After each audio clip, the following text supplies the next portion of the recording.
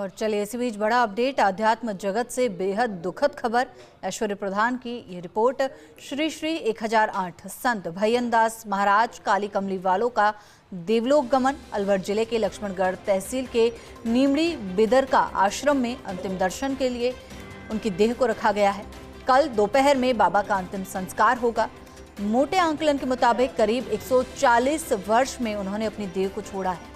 स्वर्गीय मोहनलाल सुखाड़िया से लेकर भजनलाल शर्मा को उन्होंने आशीर्वाद दिया था। पहले ही एहसास था अपने देवलोक गमन का। गौशाला में करीब 150 गायों की सेवा और पूजा का कार्य बाबा किया करते थे।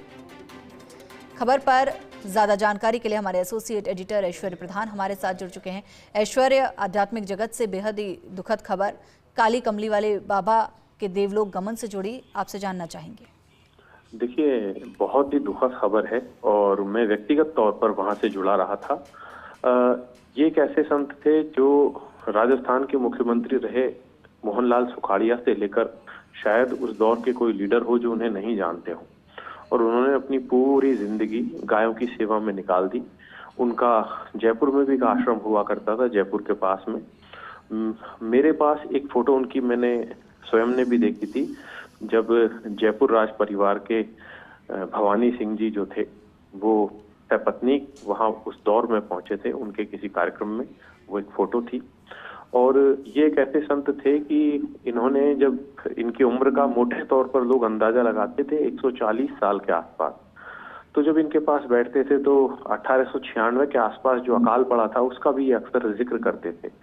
और ये एक ऐसे संत थे जो महाकाली के बहुत बड़े उपासक थे और जिन्हें आम दुनिया से कोई ज्यादा इत्तेफाक नहीं होता था, सिर्फ गायों की सेवा में लगे रहना और आसपास के ग्रामीण क्षेत्रों में लोगों की सेवा करना। और मैं आपको बताऊं कि जब रिसेंटली भजनलाल शर्मा मुख्यमंत्री बने थे तो अचानक से जो संत दिवाकर द्वाराचार्य अवधेश दास जी महाराज के साथ उन मुख्यमंत्री की भी मुलाकात हुई थी।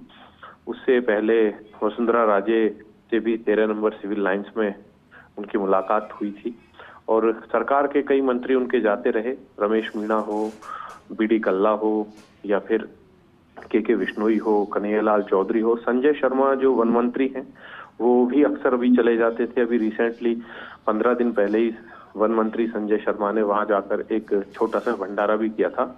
और ये एक ऐसा स्थान है जो ग्रामीण क्षेत्र में है। हालांकि वहां अभी कच्ची सड़क है, 1-1.25 किलोमीटर की सड़क बननी थी और उन्होंने, उनकी तरफ से उनके भक्तों ने ये बताया भी था क्योंकि उन्हें एहसास था कि यहाँ सड़क बने तो ठीक है, मेरा अभी देवलोक गमन होने वाला है। तो उनकी एप्लीकेशन भी सरकार की तरफ भेजी जा चुकी थी। शायद सरकार के स्तर पे सड़क भी उनकी 1-2 दिन में बन जाएगी। तो ये एक ऐसे संत थे, मैं आपको बताऊं कि इनके पास एक पूरा भंडार था ज्ञान का।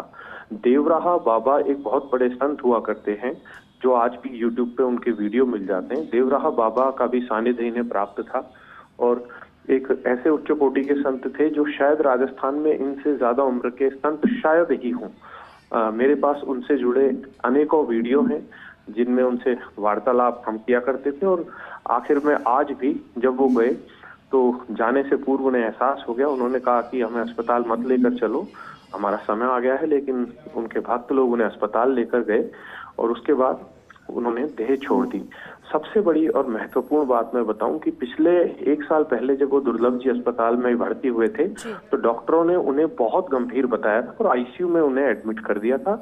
आईसीयू में जब वो एडमिट हुए तो उनके लोग घबरा गए, लोगों को लगा कि अब ये जाने वाले हैं।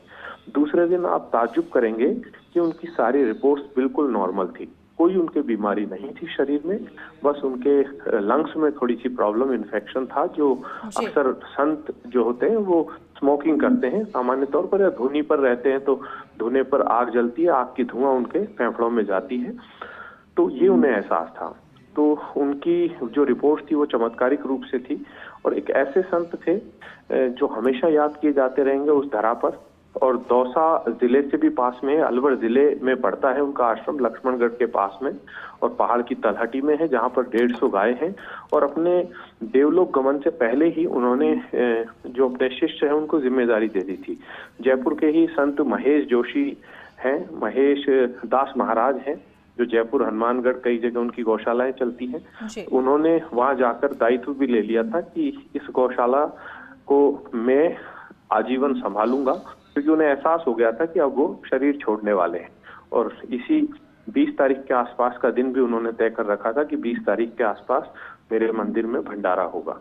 तो ये इस तरीके के चमत्कारी संत थे, जो बोलते थे वो कई बार सच हो जाया करता था।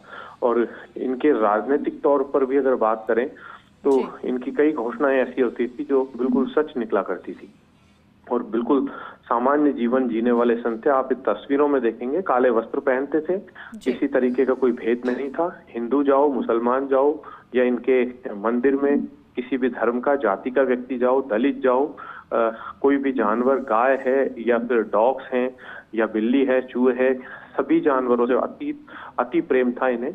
ऐसा नहीं था कि अमूमन ऐसा होता है कि मंदिरों में विशेष ध्यान रखा जाता है, बिना नहाए नहीं जा सकते। इनके यहाँ पर कोई कैसे भी किसी भी स्थिति में जाओ, सभी को समान प्रेम करते थे। वीआईपी से लेकर खास से लेकर वीआईपी, सभी के लिए समान व्यवहार था। और भूखा शायद ही इनके यहाँ से कोई कभी आया हो, इनके यहाँ से सभी को ये भोजन करवा कर भेजते थे। तो इस तरीके के संत थे। और मेरे पास जो जानकारी है, थोड़ी देर में मुख्यमंत्री से लेकर सरकार के मंत्री हैं, वो भी इनके निधन पर संवेदना व्यक्त करेंगे। और संभवतः वन मंत्री संजय शर्मा के ऊपर इनका विशेष आशीर्वाद रहा, हो सकता है कि वो भी सुबह उनके स्थान पर पहुंच जाए। शुक्रिया ऐश्वर्या जी इस जानकारी के लिए।